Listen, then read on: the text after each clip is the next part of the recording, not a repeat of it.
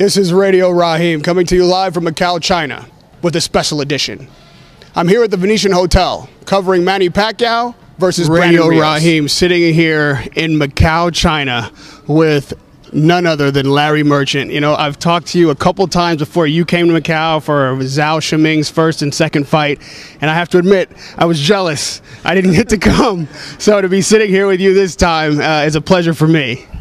Thank you. I like saying to people or messaging them, I'll see you in China. Yeah, it's quite an experience. And this time, if I were to come anytime, this was the time to come. There's been so many fireworks, so much backstory to this fight. I'm assuming that by now you've heard about the melee that took place yesterday. Before I even ask you any pointed questions, what are your general thoughts on that?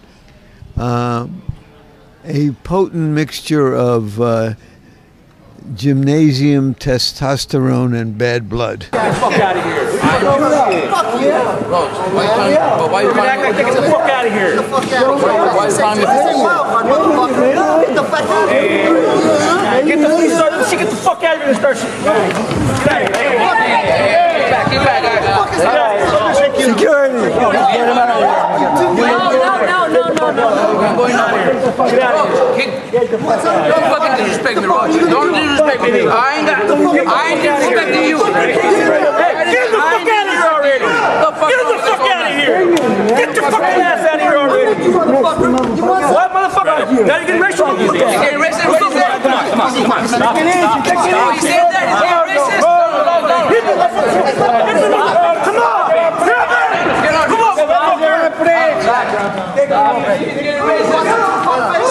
I know you, man. Just relax. I know you.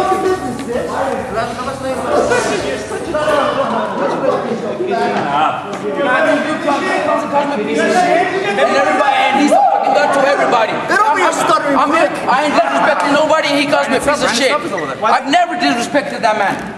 I admire what he's done. You know, when this promotion started out, it seemed like you and Pacquiao were a little buddy-buddy. You did a little tour around China. You guys were laughs and smiles. Over this past week, there's been a little, you know, stuff talked from their side of the camp. Have you felt any change in their mood or, you know, approach towards you?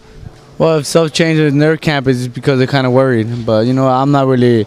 They're trying to play mind games like that. They're fucking with the wrong person because I don't easily get twisted with that mind games. You know, if they want to play mind games, I can play mind games. I can mess with them, but you know, there's no need. For me, I don't need to. I'm just here training, focusing, and ready to fight. I don't care whatever they got to say. They can say whatever they say. I want to hear what their excuse is after I beat them. Freddie Roach has raised the issue that you're having a hard time making weight. Obviously, he's not in your camp, but oh yeah, man, I'm having so fucking hard making weight. I'm thinking right now I'm like 175 maybe right now, man. Maybe 175, 180, because he's been in my camp. He knows I'm having a hard time making weight, so it's okay, man. Yes, I am having a hard time making weight. Okay, obviously you're kidding. Are you having any trouble in this camp at all? Is everything going smoothly? Oh no, man. Freddie Rose is ask Freddie. Freddie knows. He's been in the gym. He's been in my gym. He's been training me. He knows how I'm looking and everything. So if you want to find out anything, ask him. He knows how I've been. He's 100% ready to fight right now. If the fight was tomorrow, would definitely be ready. You know, Rios is he's a brash kid. He's a big mouth, and you know, I mean, this guy's still having trouble making weight. I mean, we're eating 4 meals a day, and we're right on weight right now. We're at 147 already, and Rios is moving up for the first time to 47, and he's still wearing plastic suits. I just absolutely think this kid is just a pretender. I'm not impressed. I'm not in awe. We're not scared of him. They say he's got a good chin and a pretty good punch, but at 147, he's never going to. He's never dealt with speed and power, and I'm just so happy that this fight's happening right now. You know, at the beginning of this promotion, they seemed to almost be buddy-buddy, like there was some camaraderie there. And over the time, that has waned, and it seems to have gotten a little bit tougher, a little bit meaner. Pacquiao saying that, you know, Brandon Rios is easy to hit. You're saying he's a pretender. Over this time, has something happened? Did Manny know about the video that Brandon and Robert made?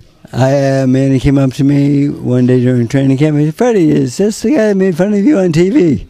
I said, "Yes, sir, it is." And he says, "That's all I want to know." He didn't know that before. No.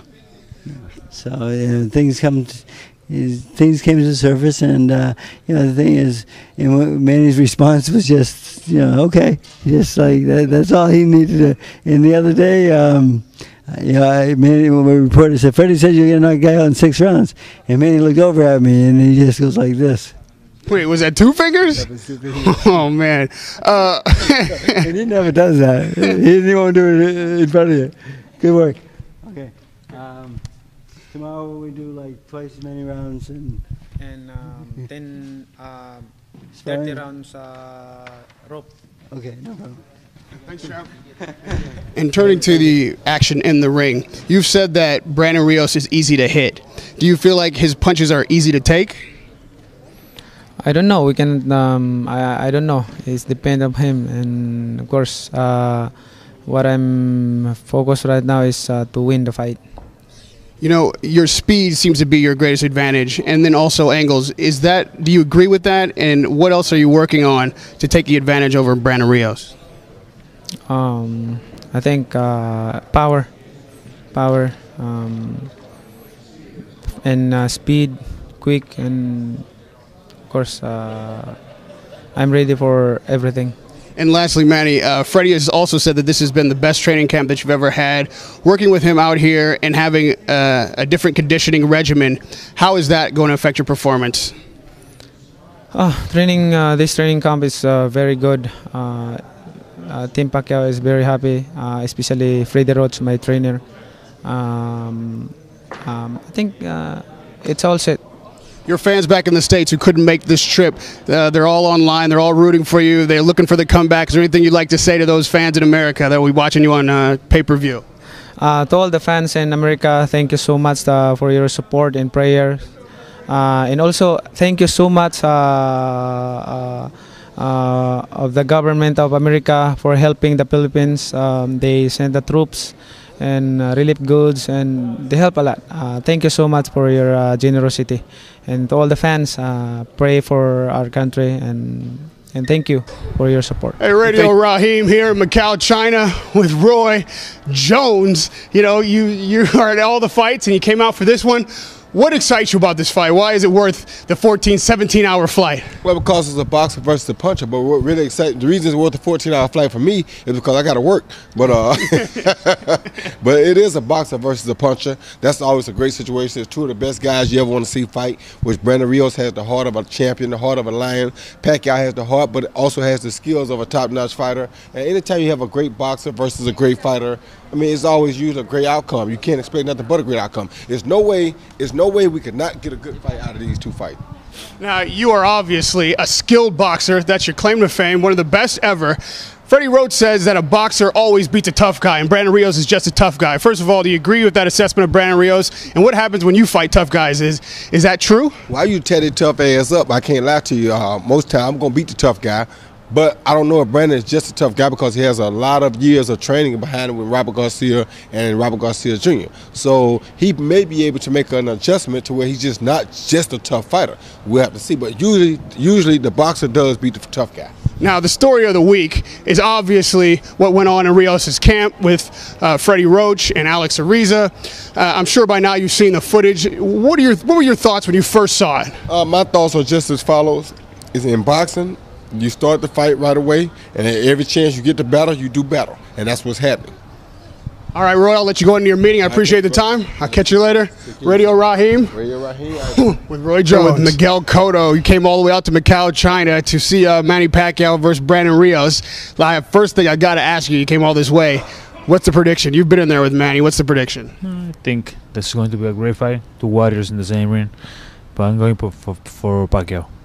Now, this is a huge fight, but it is not the only huge fight on the horizon. There's been a lot of talk about you and Canelo Alvarez. Is that fight going to happen? How close are you? No, we don't know anything about my next step. We just resting and enjoying the time off, and we'll see. We know that you're taking time off, but you got the tank top on. You're looking cut. Are you still in the gym? Are you staying in the gym, staying in shape? No, I'm just running, doing the less possible. And one of the last questions is, why do you call this fight for Manny Pacquiao? No, I think he has better chances, more skills than Brandon.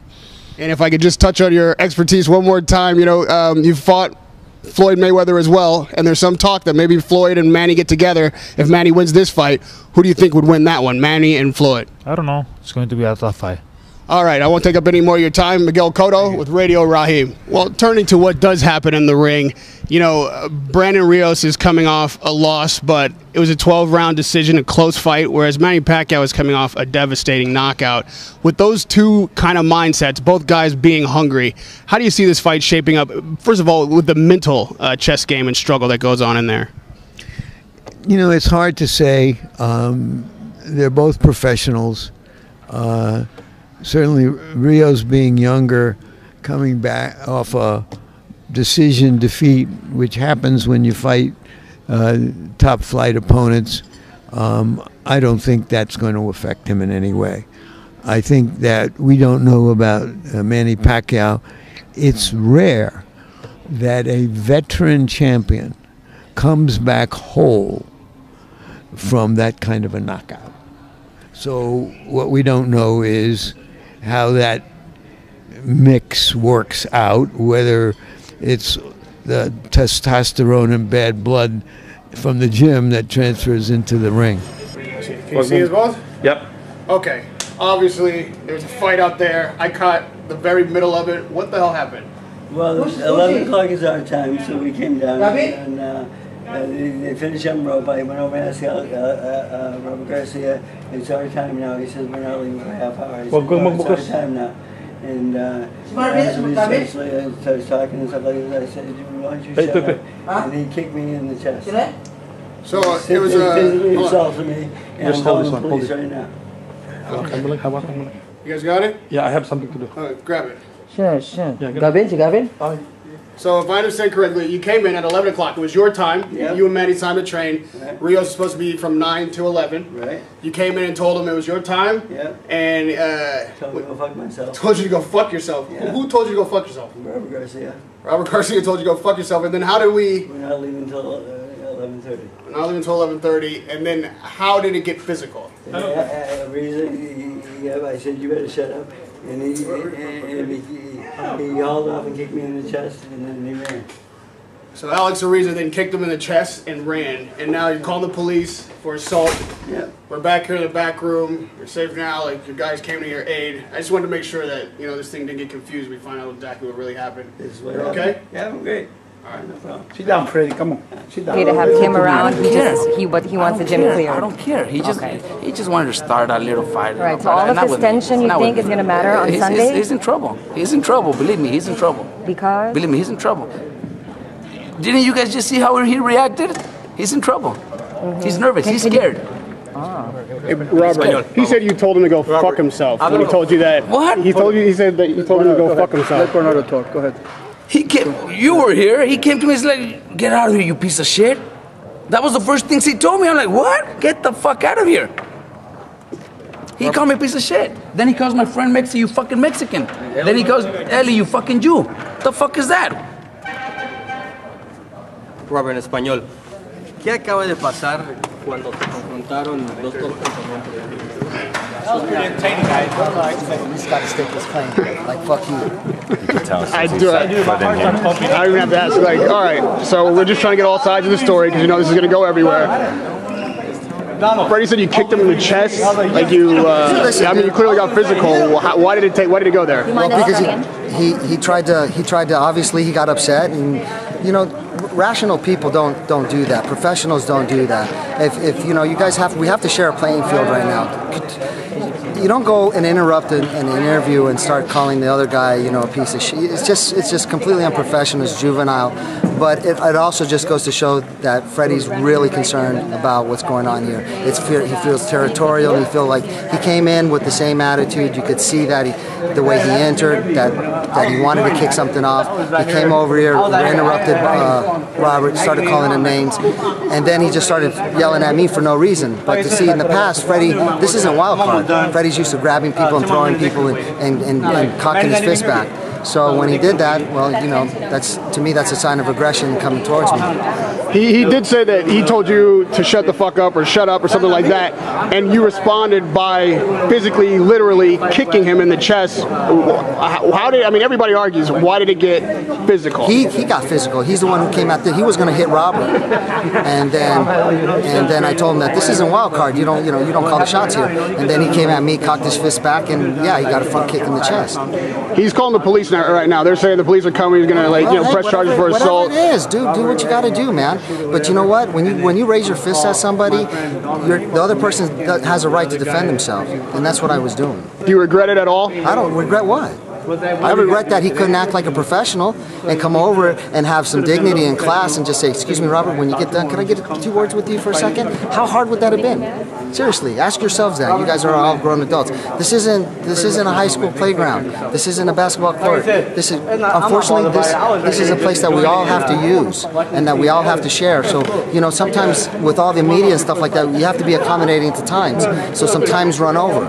You know, we didn't complain when they wanted to take up the whole day from 11 to 5 o'clock. I mean, that's 6 hours of training. You know, our time is from 9 o'clock to 11, but, you know, they're accommodating the interviews and things like that, so the promotion of the fight.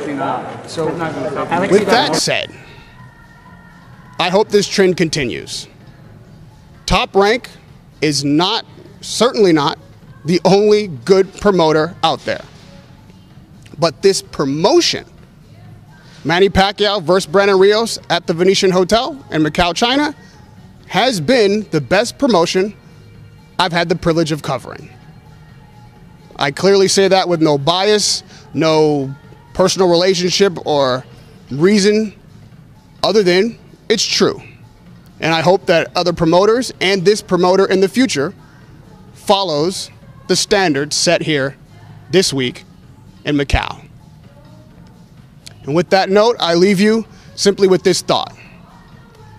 In the future, we as journalists should strive to do our best and always be better and bring the most unfiltered, unbiased, true, and real live action coverage to the fans possible. And the promoters should facilitate that for the fans, if for nothing else, to the best of their ability. This is a great example of both sides working together. It doesn't always have to be about money. Class goes a long way.